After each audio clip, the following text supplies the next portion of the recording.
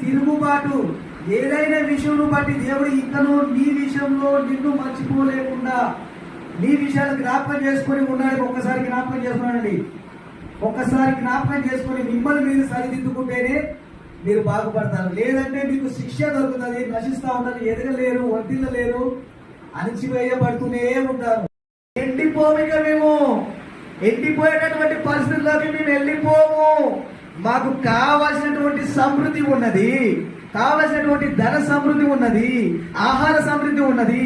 కనుక ఈ ధాన్యమును చూసుకొని మనమందరం సంతోషపడదాము, దేవుని విడిచిపెట్టి సంతోషపడదాము, వ్యభిచారం చేస్తూ సంతోషపడదాము, దేవుని మర్చిపోయి సంతోషపడదామని సంతోషపడుతున్నటువంటి సమయంలో దేవుడు మాట్లాడుతున్నటువంటి మాట, నీవు సంతోషపడవిక, నీవు సంతోషింపవద్దు.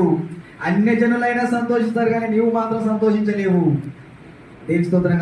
హల్లెలూయా.